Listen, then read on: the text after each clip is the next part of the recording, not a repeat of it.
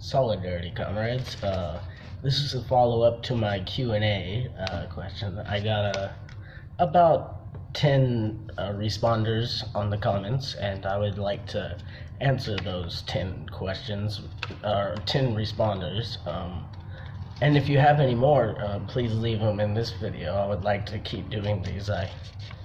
I'm glad to answer any questions that anyone might have. The first question that was asked is, do you believe in banning hate speech? Where do we draw the line as communists? And he went on to say, is this using the word bitch is like, this is a bitch. Is this a misogynistic term? And I feel very strongly about this. And yes, I do believe in banning hate speech.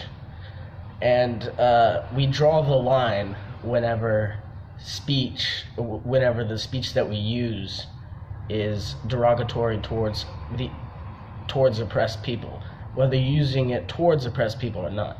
Bitch is a misogynistic term. It may not be used in the context of misogyny, but it's still a misogynistic term. I'm going to quote Mao on this one. Where do correct ideas come from? They come from social practice and from where do correct ideas from? Do they drop from the sky? No. Are they innate in the mind? No. They come from social practice and from it alone. So social practice shows us that using these hate speech, whether it's the N-word, bitch, the C word to use towards women, hate speech towards the LGBTQ community, stuff like that, it should be banned. And we draw the line where oppressed people aren't being targeted, and that's where we draw the line. We do not use hate speech. We ban it as communists. The second question I got is, what drove me to become a Marxist, Leninist, Maoist? Now this is kind of a long story, but I'll keep it short. I first got interested in Marx by the time I was an adult. I'm 24 now. So by the time I was 17, 18 years old, I got into Marx. I read the manifesto, and that was sort of interesting, but I didn't consider myself a Marxist yet. But what really lit the spark inside of me was reading Lenin. What is to be done, the state and revolution, stuff like that. And that really lit a spark in me, and that's when I first started considering myself a Marxist. And that's when I took my first crack at reading Capital, the 3 volumes of Capital by Marx and Engels. And I struggled with that. I didn't quite understand their method of analysis, dialectical materialism. It wasn't until I read Stalin's work on historical and materialistic, it's historical and materialistic dialectics, I believe. Yeah, I think that's the name of it. Sorry, I'm very tired, been working all day, it's my lunch break. And that really helped me understand what materialistic dialectics are. The second book that helped me understand dialectics is Anti-Düring by Engels, where he applies dialectics to natural science. And that absolutely did help me understand dialectics. And then I took a second crack at Capital, and that is whenever it clicked for me. I was able to understand their method of analysis, and it really did help me a lot. And I've read Capital probably 4 or 5 times, all 3 volumes, and every time I read it, I get more and more out of it. I feel like that I could read that book and study that book, those 3 volumes, for the rest of my life and never fully get everything I can out of it. That leads me to why that led me up to Marxism, Leninism. Now, why am I a Maoist? Well, I believe Mao contributed greatly to Marxism, Leninism. I think he advanced it. I believe that there's several things philosophically that he contributed.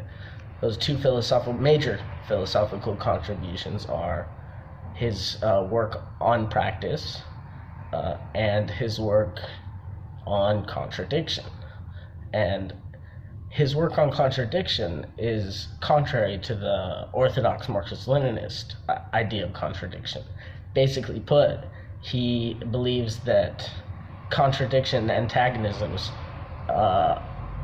as soon as there's a dialectical contradiction, there are antagonisms present, while the orthodox Marxist-Leninists believe that the antagonisms in a dialectical contradiction arise later.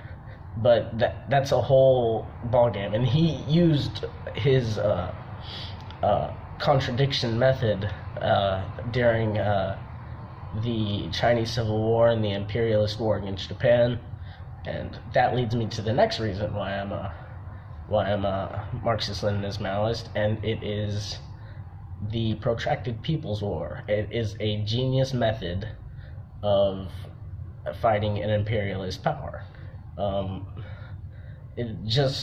He's a military genius, and that's very important when it comes to that. Another reason I consider myself a Marxist-Leninist Maoist is the Great Proletarian Cultural Revolution. I believe that was the closest that any society came to reaching communism. And if it wasn't for his own reverses on the progress made during the Great Proletarian Cultural Revolution and his peers pressuring that, I believe that China today would be a much, much different place. And finally, I'm a little conflicted about this, but New Democracy. New Democracy does not fit in this modern world, but New Democracy does fit in the world of post-Qing Dynasty China, because China was a society that was semi-feudal and semi-colonial, exploited by Western imperialist powers. So they didn't have a capitalist state.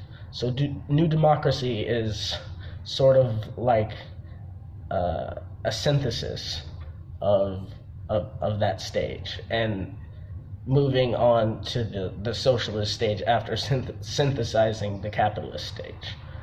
Similar to the new economic plan that Lenin enacted in the USSR. And it has its differences. And another reason why I consider myself a Maoist is because everything that you read from him, every single book, it's poetry, he can make the driest subject seem so interesting. And every single work that you read by Mao is beautiful. And that's what led me to being a Marxist-Leninist Maoist. And I hold my convictions to that always. I probably always will. Another person asked, why did I move to China? Well, a girl, actually, my fiance that I met in America, studying in America, I fell in love with her and I followed her to China. I want to make my home China, and I want to start a family with her in China. And I love China. I love it more than America, and I want to stay in China for the rest of my life. And I'll visit my family in America and everything, but I want to make my home China. And what do I do for fun? I like to read Marxist texts. I like to read fantasy texts.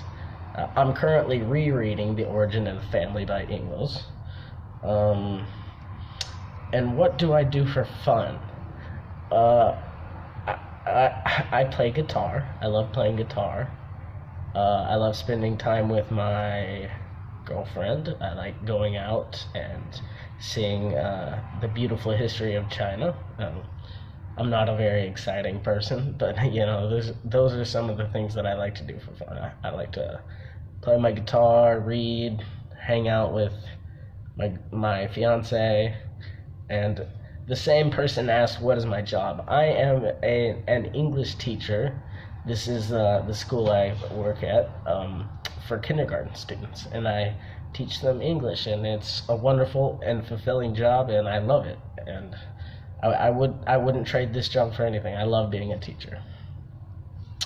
Now, a fourth person asked, "What is my opinion on the current communist and socialist situation in China?" I believe that China has socialist aspects, but they're revisionist. They have reverted to capitalism, starting with Deng Xiaoping and on to Zeman and Hu Jintao.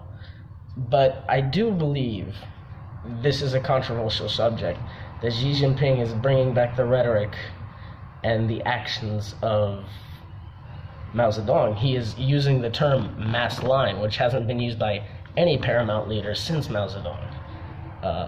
Mass line is essential, like in Marxist-Leninism. That's why I consider myself a Maoist as well, is mass line. The line of the party is developed by the will of the masses, and the party, through dialectics, interprets the will of the masses and applies them.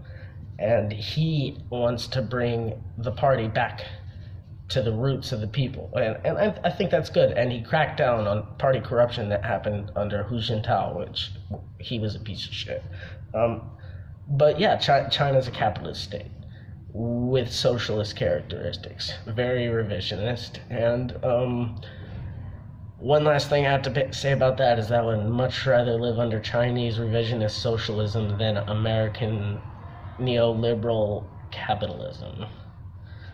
The fifth person asked, who won the Spanish Civil War? And what were its effects on World War II?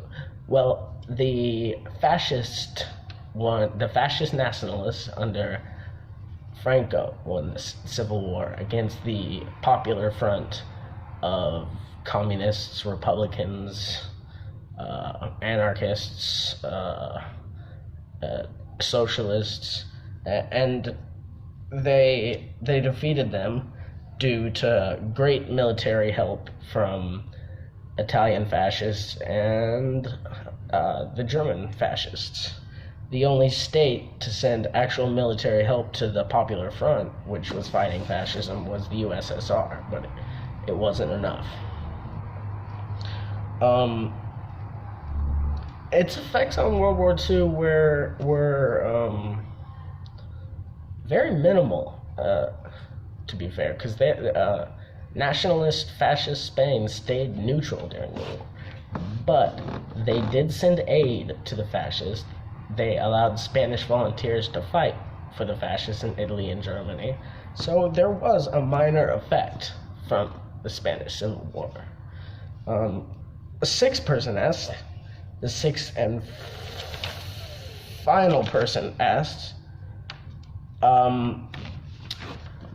with the current spontaneous agitation in America due to the recent elections, what should American communists do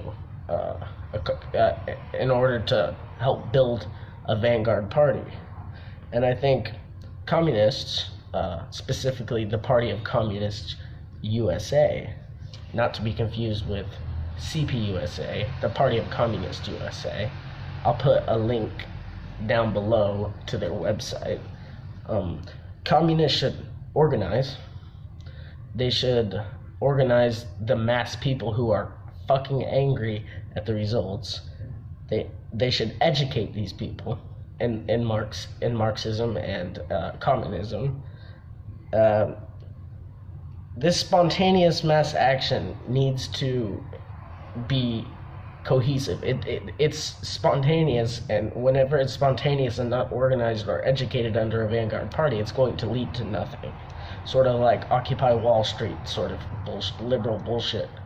So this is a great chance for a communist party to build a mass party And I believe that the one party that can do that is the Party of Communist USA. And I truly believe that this is a chance to start bolstering the ranks of American communists and agitate against this new quasi-fascist idiot Donald Trump in America, and maybe quash the imperialist kings of the world. Hopefully. Anyway, these are the questions I have answered for now. If you have any more, please leave them down below, and I hope to do another one of these. Thank you for watching. In solidarity, comrades.